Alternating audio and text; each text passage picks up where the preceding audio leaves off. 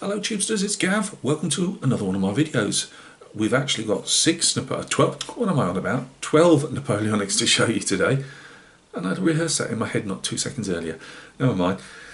That's as much as stuff stays in my head these days. Yeah, 12 figures. I've got the Grenadier stand done and the command stand done. I've not mounted a colour on the Eagle yet. I tend to do those at the end of once they're all based and I've got the tufts and everything on. It makes it a bit more problematical, but sometimes I would imagine with these not so much, because the poses aren't quite tight, if that makes sense. But sometimes you can get it where you put your colour on the pole, a flag I'm talking about, by the way. You put your colour on the pole, and then you put it down onto your base, and you're having to faff around with it. Whereas I prefer to faff around with it when it's still wet with PVA glue, and I move it into a position where I want, so it's not pushing the figure over at the back from behind. And you know what I mean. I'm making no sense again today. But that's the reason there's no colour on. I was going to go with the one for the 55th on the bit of the information sheet that Perry's give you, and very useful it is too. We get 2 in that box. But in the end I've decided to use, I've got a whole host of GMB colours. That's the company that makes them. And I've got some generic ones, and I think I'm just going to stick a generic one on. Because as a whole, you don't see that number 55 is so tiny, you wouldn't see it. And I'd imagine if somebody does buy these off me, although I've got 55 written on a couple of the Chateau covers, they can proxy for anything. You ain't going to even see that on the table. In fact, I'm looking at the one I've put on one of the Grenadiers here, and it just looks like some dark shading on the Chateau cover. So yeah. Also, because I've almost finished, I've been saying this for a long time, almost finished the commission now. I'm just going through the stages of tidying up the last horseman that I've been painting. You always get that bit of overpaint, so just going around just tidying them up. They'll get varnished tomorrow, and I went into my tufts. I make my own tufts, with one of those static grass applicators, and I'd only done some a couple of months ago, but forgot it was for the 18mm commission that I did. And all the tufts were really half the size, so spent a couple of hours, hour and a half, couple of hours yesterday making a load more tufts for these guys. So and to go on the Perrys, I'm done, because I've got just 2 stands to go now. That's both of them are voltigeurs. So there's the one in the marching pose, and they give you 6 skirmishers as well. So yeah, not far to go now. It's funny them both coming dovetailing almost together. Whether mine actually sell is another matter, but you never know. Stranger things happen in life.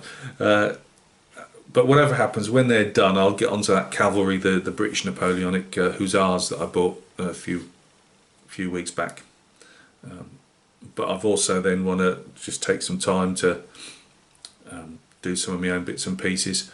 I still obviously have to generate some money, so yeah, as I say, I'll get onto the Hussars, but I want to paint the bust from the Marine, and 110 bust from the Marine at Guadalcanal. I want to get him done, and I've got a couple of other painting projects I'd like to get done as well. So yeah, let's go down to the bench anyway and take a look. Right guys, thanks for joining me at the bench. There'll be a few photographs tagged on at the end as always. So without further ado, you will want to view those. So we've got our centre company guy. I've just given him because he's already got his jacket on. I'd had painted that as a jacket before, but I've just had to make it look like a bit more of a flattened greatcoat.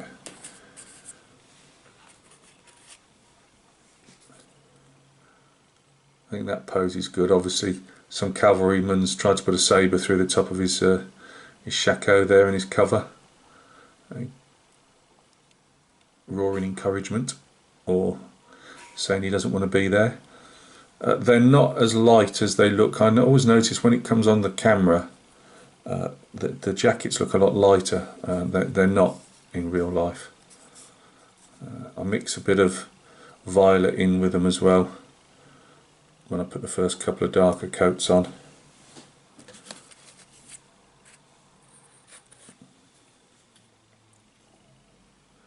These come from the Grenadier Company.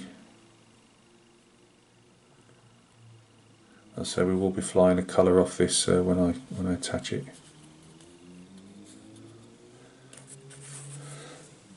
We've got the drummer in the Imperial livery. Imperial livery is the green ones if you don't really follow this type of thing.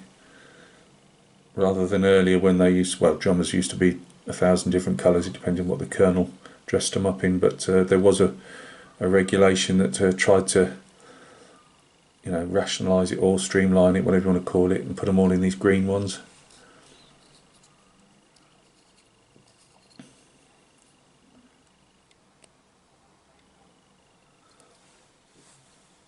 What else we got with? As I say, you only get the one officer, which I don't really understand. They do sell them obviously in, well, probably why they sell it smaller sprues with another officer and a drummer, or two officers.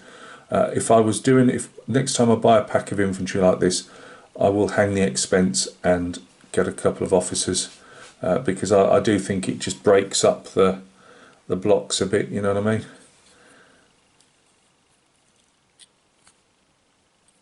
These are fairly nice figure. You can have him in a bicorn and different swords, you know, posing and type of thing, if I remember rightly. What I normally do is, once I've finished a project, I cut all the bits of spares off I want and put them in different bags, label them, and you know, you get to use them again if you for other projects. But on the whole, very nice faces. There's a couple that are a bit the facial features aren't particularly deep to get a decent bit of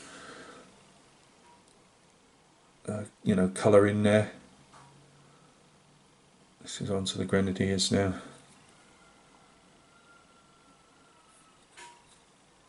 Again, I've done bits of splatter up the greatcoat just to get a bit more context to it, really, I suppose. Again, they look quite bright under the lights, but they're not.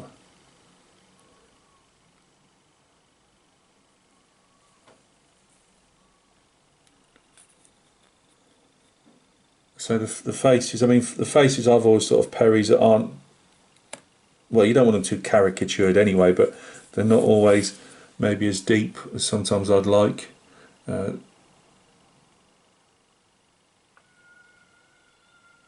Sorry if you can hear all the children screaming in the background.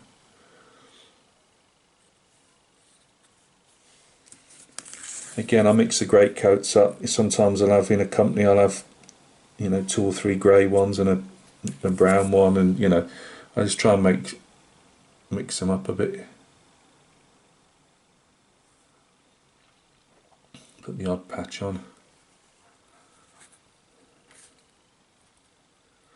Make some cartridge boxes more worn than others.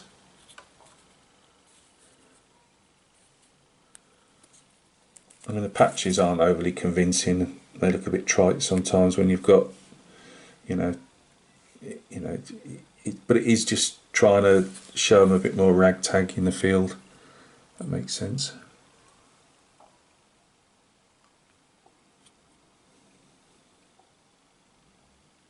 A corporal there.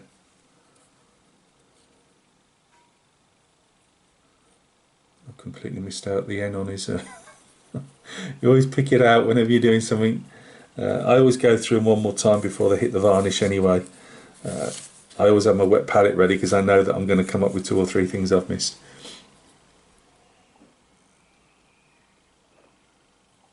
This guy here, I'd made the mistake, if you remember way back when they were under primer, that I'd put a greatcoat one on somebody that was already wearing a greatcoat. So I've put that ticking cloth, that blue stripy cloth. Sometimes, like the old guard, you know, they'd have their bear skins in them and stuff like that. And I've just put one of those on there just to say he's got whatever he's got in there.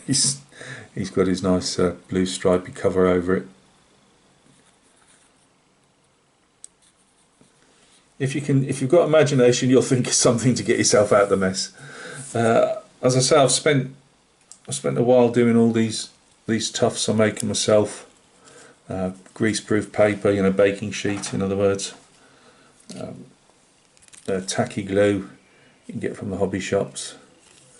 Those ones have more or less come straight out of a normal packet of flock static grass to make them with. As you can see, when I get down to just mixes of different stuff, I put them all in one bag, so I'll have some with longer bits on, different colours in there.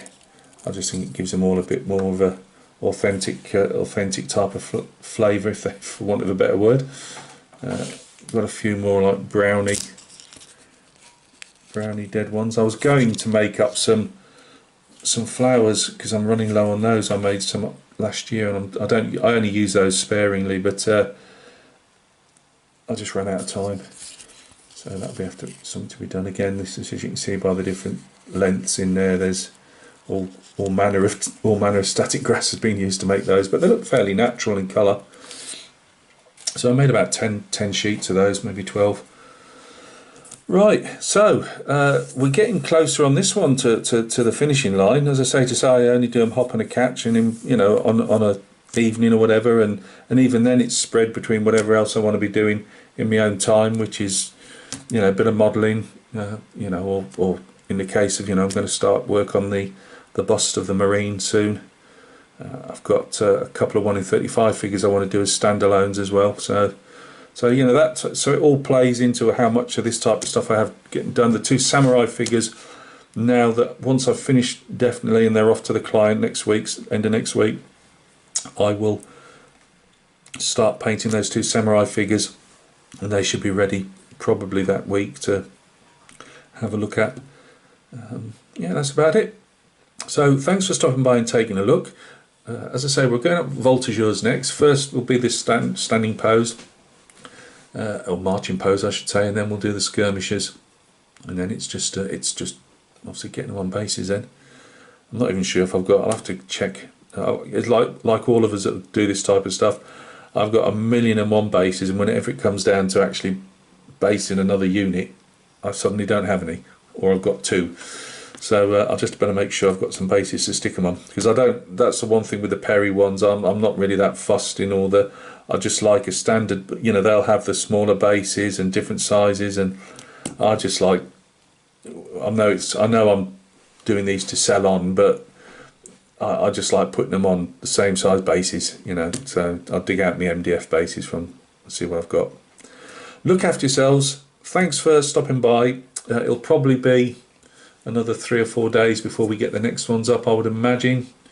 Although, as I say, going through the basing process of the clients and the varnishing process, that'll mean I'll have a lot more downtime. So I will might even push these through a lot quicker. But 3 or 4 days, we'll get at least 6 done, and then another few days after that, we should get the skirmishes done, and then it'll be on to cleaning up the hussars. Right, cheers guys, look after yourselves. Many thanks for all the kind comments and the likes and things like that. I really do appreciate it. It all helps the channel, you know, move forward. So I appreciate it, and it, you know, let's face it, it makes you feel good when people like what you do. So thank you very much guys, take care of yourselves.